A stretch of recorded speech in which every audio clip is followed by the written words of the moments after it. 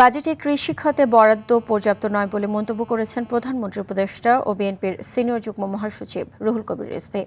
তিনি বলেন, সরকারের লক্ষ্য অর্জন ও দেশের উন্নয়ন অগ্রগতির জন্য এ খাতে বরাদ্দ আরও বাড়ানো উচিত।